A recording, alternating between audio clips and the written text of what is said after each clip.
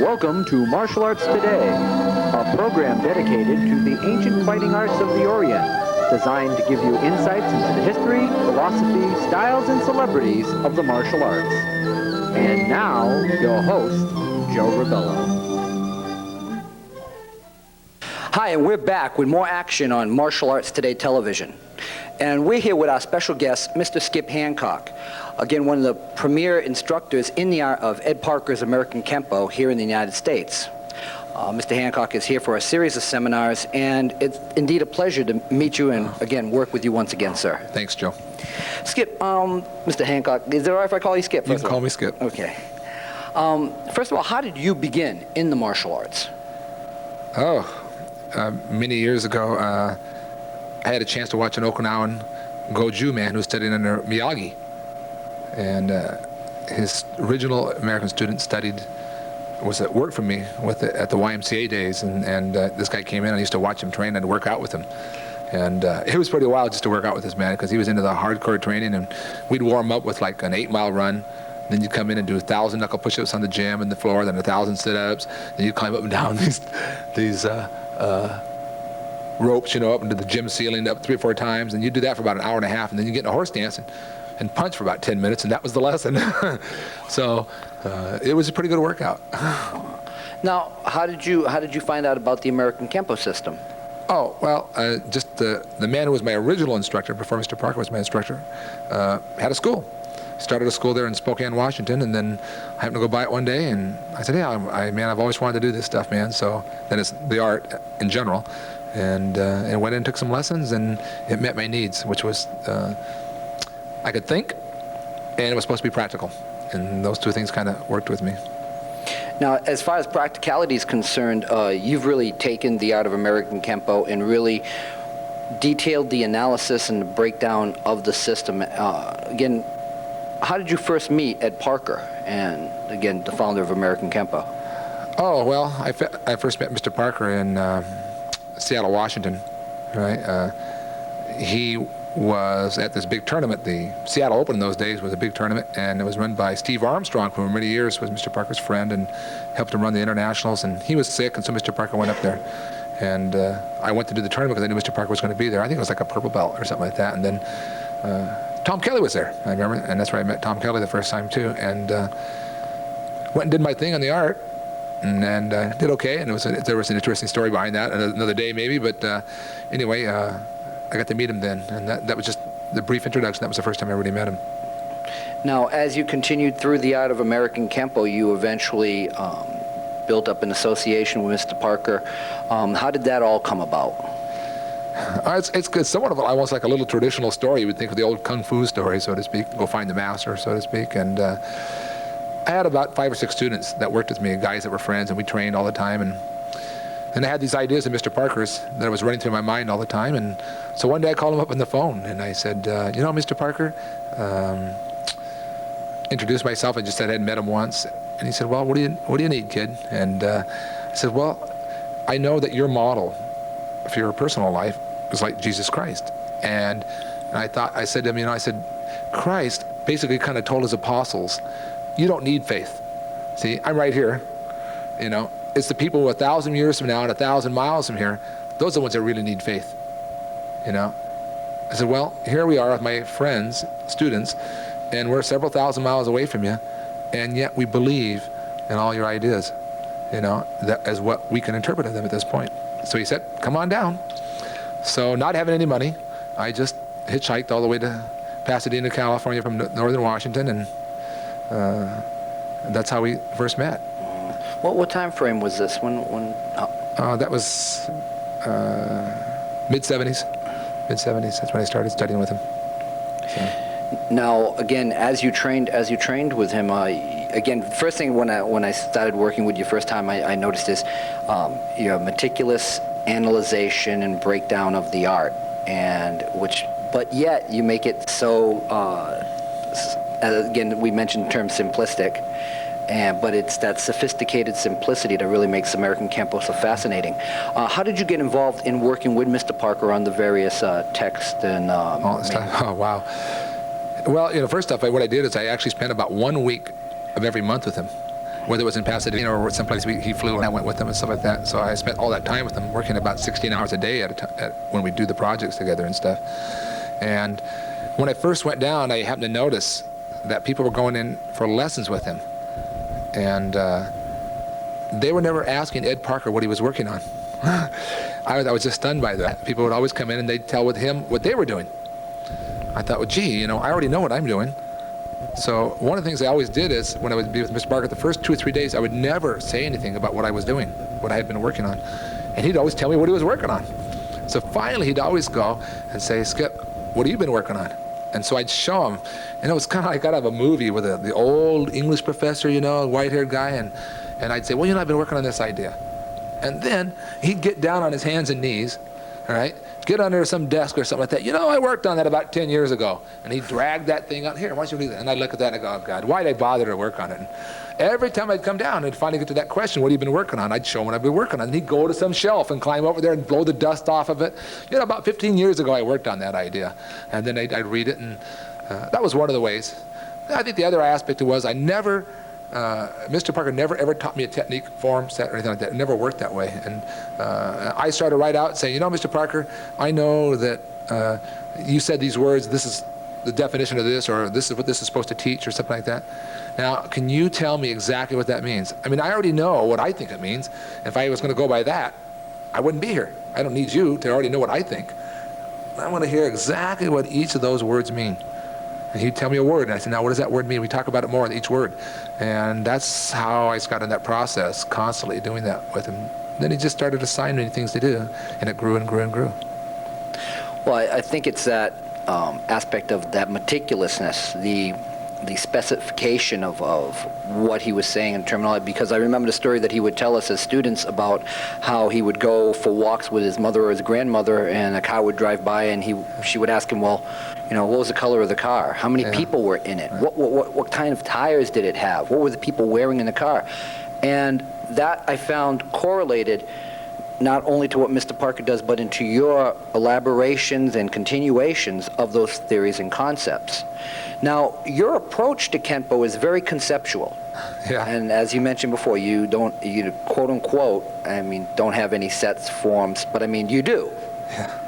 It's always in the concepts of the understanding. Can you elaborate to the general public on some of the different concepts that make Kenpo unique? Wow. Well, I think that remembering that the logic is such an important part of what we do in our art, that we try to logically work things out, that the master key to logic is the 3 points of view. And there aren't a lot of systems of the martial arts out there, and you could probably count them on a couple of fingers, that even operate on the 3 points of view. That is, to every particular situation, there are 3 points of view. There's your own point of view, there's the opponent's point of view, and there's the bystander's point of view. So a lot of self-defense techniques and stuff like that are created, for example, with only one point of view in mind. The guy comes up from the shoulder to the back and he grabs your shoulder. Well, from your point of view, when he grabs you, that's what he's doing. He is grabbing you. So if that's the only thing you consider, then you can do just about anything. I can take my arm out 10 feet wide, bring it back in, hit him here, pick up both legs, do a jumping kick and everything else, and make it all work, because that's the only point of view. But on the street, that opponent has his point of view, and when he grabs you, he plans on punching you, kneeing you, grabbing you, taking you to the ground, choking you, whatever else. The bystander's point of view looks at things that might happen intentionally as well as unintentionally, maybe things that are in the environment that are happening. So whatever you do on that first move, so to speak, and every subsequent move, basically must cancel out all 3 points of view of anything that might happen intentionally and unintentionally. So virtually, that is the foundation that makes this art different than all other systems, because all our material that is based on those 3 points of view. And while other people's are lacking the 3 points of view, they may have 1 point of view, they might have 2 point of view. And if you only think that way, then you can get away with it within your school. But outside of that, then you have a problem on the street if you don't handle the 3 points of view. Now, when we talk about the 3 points of view, we also deal with the basic 3 dimensions. And what I was really impressed with with the Art of American Kenpo is the understanding of the height, width, and depth zones. However, again, it's really been elaborated even more so. And in the seminar that you had done today here in New Bedford, you really detailed that out in relationship to family-related movements and associated movements. Again, later on we'll be seeing a short demonstration of the art and a little explanation of it. But basically, can you explain what are family-related movements and what are associated movements? That kind of thing. Okay. Well, one of the keys to building extemporaneous movement is the association of things, association of principles. You need to take principles and chunk them together, all right, in logical ways that allow you to have fewer and fewer groups of techniques, but many techniques, so to speak, or many ideas or principles under one idea. And once you have one idea with 10 things under it, and another idea with 10 other things under it, and another idea here with 10 things underneath it, then you don't have 30 things, you have 3 things. And then each of those 3 things should be associated together. And now instead of having 3, you only have 1. And that's the logic what you're trying to do in order to ultimately simplify your art. So we talk about family-related moves. It has to do with attacks to start with that are all missile type attacks, where a guy pushes at you, punches, kicks, stabs a knife at you, a club or something like that, something where there's motion coming at you versus, say, something like a bear hug. Okay, so family-related moves was never meant to be all-encompassing in our system, to answer all of the system. And the family-related moves are moves that have the same move with the same definition.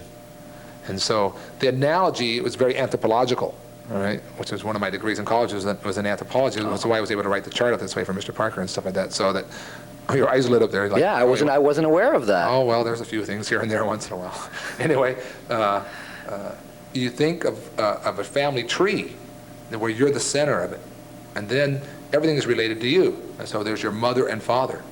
And they're going to be the first people who come to your rescue out on the street. So when this guy punches at you, if you block, say, for example, with your left arm inward, then that is your father movement. You see? And then whatever your other hand might be in space at that time, whether you decide to move it in check or put it up high or low or wherever it starts from point of origin, that's your mother movement. And then your brothers and sisters start flowing out of that. That's kind of the analogy. It's meant to be a colorful analogy to help people grasp this idea. While an associated move is a little bit larger group.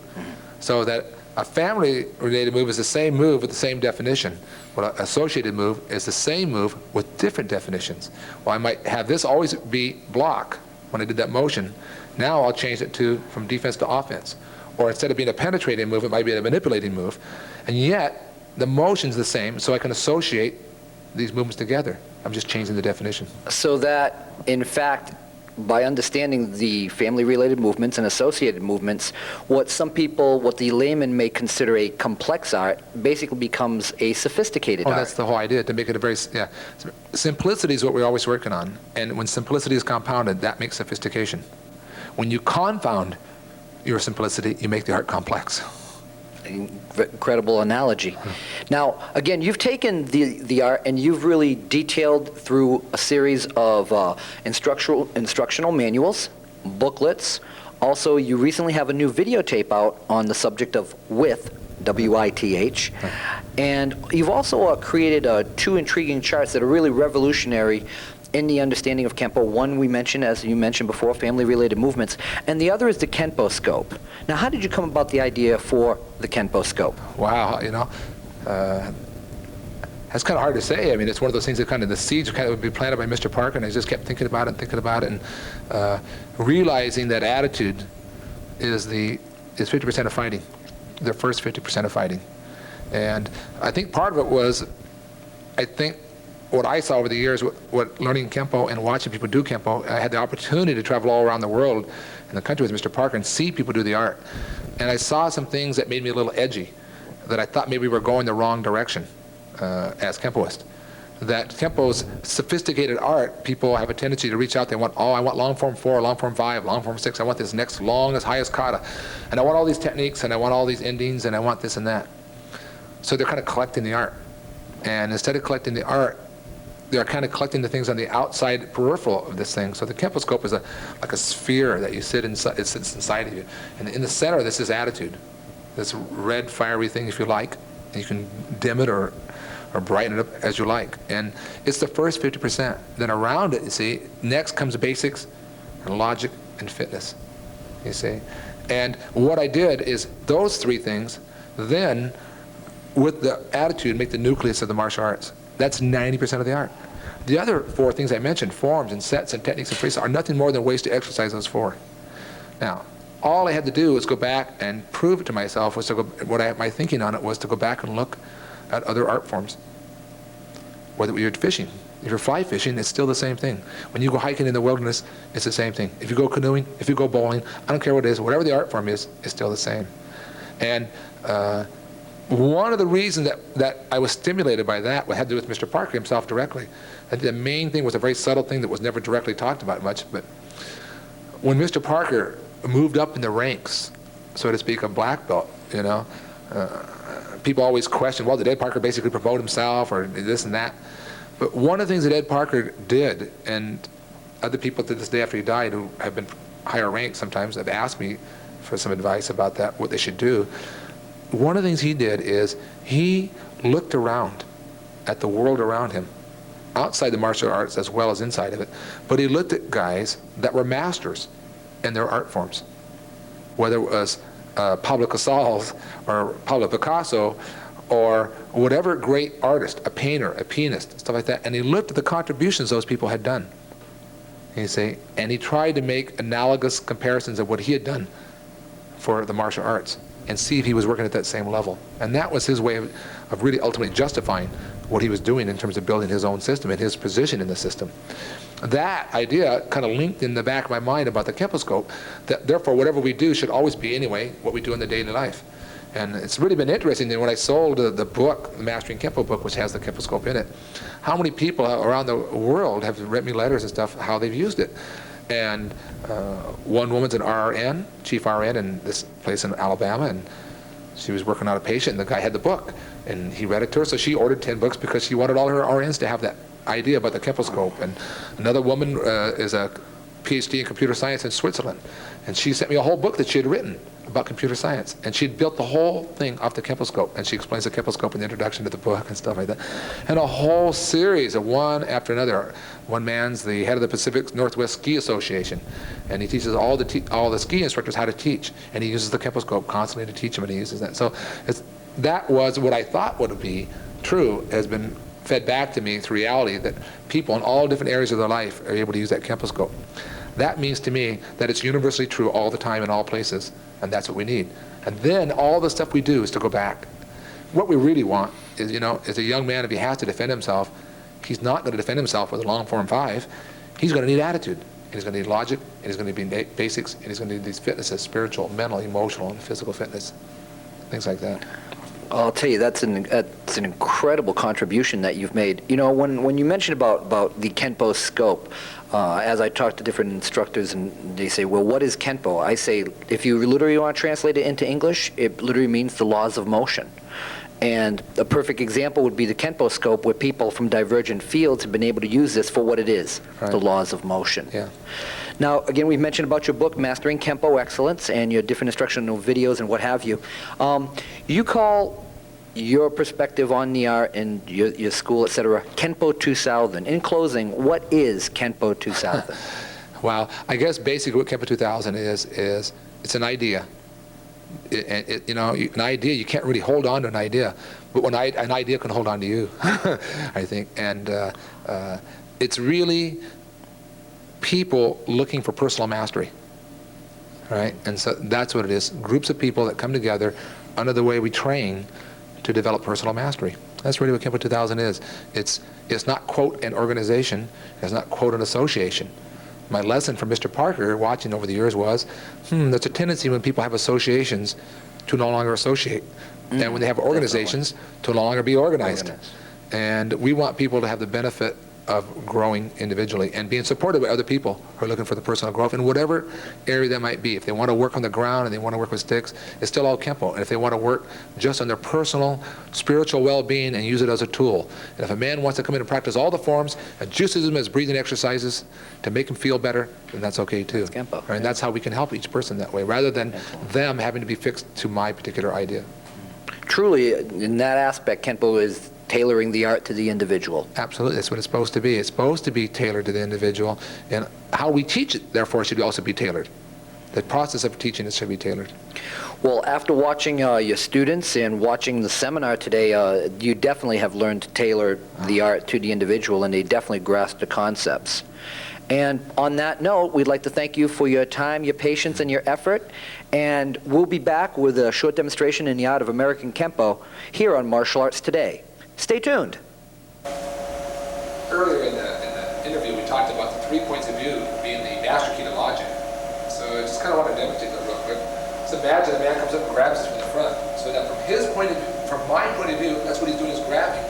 But if that's all he was going to do, then I could go bop, bop, bop, bop, nothing else would matter, right? But from his point of view, he may plan on punching me, he may want to push me back, he may want to pull me in, he might want to choke me, all these things. So let's say he plans on using this left hand. So if he wants to choke me with this left hand, he's got to slide it up. So whatever principles I use, this is an important thing to remember, the principles of self-defense are a direct result of the knowledge of the 3 points of view. So now I use a principle called pinning. I pin his hand so he can't slide it and choke. So I pretty well trapped his hand here for the moment. But, you know, he can think about punching me with that hand. So now I launch back, I create distance so that he can't quite reach me as easily. Right? Well, he may want to disturb my balance, so as he pushes, I launch, so I disturb his balance instead. Now, at the same time, using the principle of width, where I'm leaving at least 2 impressions of my opponent at the same time, in this case, one defensive and the other offensive here, I start to create an angle cancellation. And when I achieve an angle cancellation, I should be able to cancel out his point of view. What's there? He can't use this leg because he's got his weight on it. That leg can't be kicking with, and he can't reach me with that other hand, let alone whatever pain factors might be involved in this move. Right? Now, if I didn't take the 3rd point of view into consideration, for example, when he grabbed me here, I might hit his arm without pinning. His hand might just come up and catch me in the eye, flick me in the eye with that hand for the moment, and there all of a sudden here comes his point of view again, and I'm eating it right in the face. Each and every technique is built with proper principles of basic movement and principles of self-defense. So if I do this move here now, and I come around and I clear his arm, and down he comes, and I brought him this way, the 3rd point of view might tell me that his unintentional move might come in and hit me, and he could win the fight that way. Secondly, even if he doesn't hit me with his head, I'm also turning his width zones so he can generate power, reinforcing his original point of view, which might have been to punch me.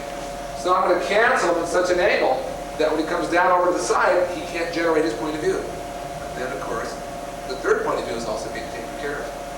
If I do things properly, then no matter what, sometimes when things don't go quite so well, that's why we create margin for error by the way we move. If I hurt him here just a little bit, he lets go, but now he throws that right hand, my motion would still be there defensively. So the original idea, I might come here, bam, clear his arm, he doesn't punch, but he comes down and I catch him right in the throat.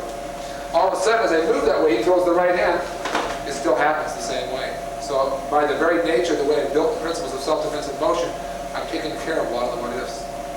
The 3rd point of view might tell me, oh gee, all of a sudden he grabs me here, and he's standing around facing this way here. Oh, we're going to be right here. Good. And I'm pinned against the wall. All that stuff I learned, I can't step back anymore.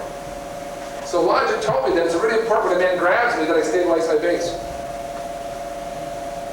Well, now I can't step back to stabilize my base. But I have the floor that is now vertical, and I stabilize my base with that.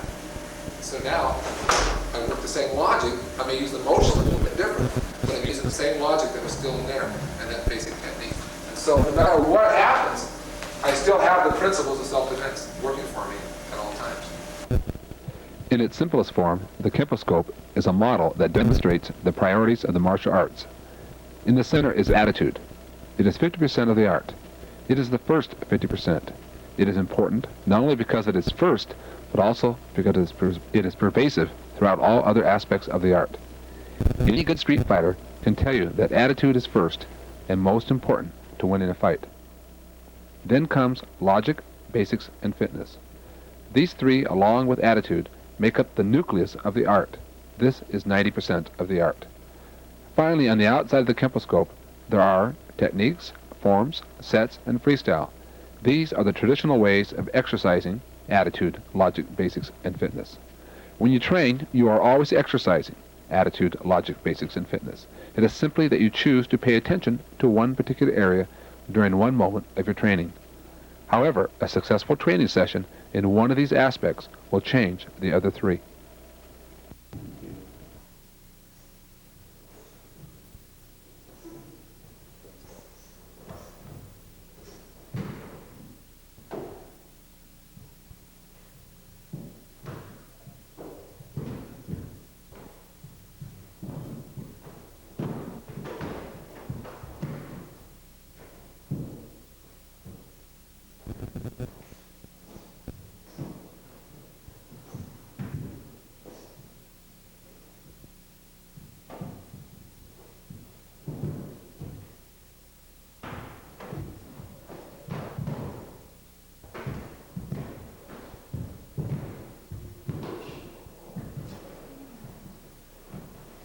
Watch for the use of width on each move of these follow-ups to the dimensional stages of action.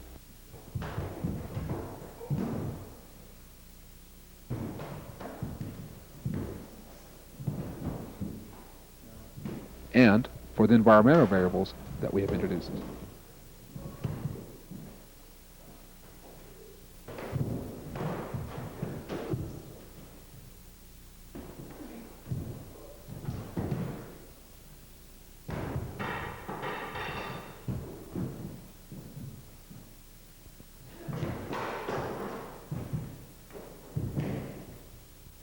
Here is John. He has created a form to experience with.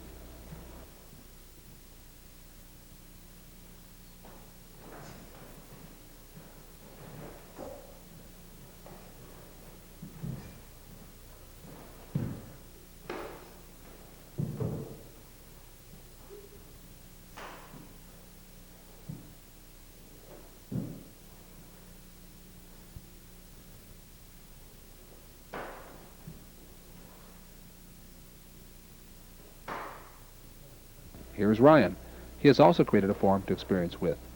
Can you find with on each move?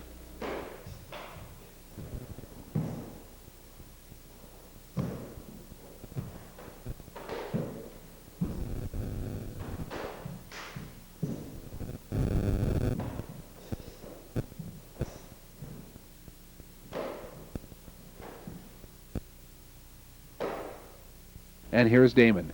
He has created a weapons form to experience with.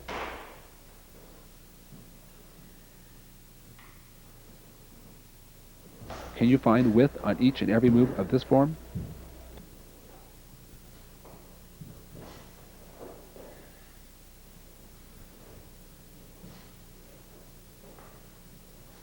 Again, the idea is to reinforce the generalized principle, in this case, width. Review forms that you already know as ways to exercise width.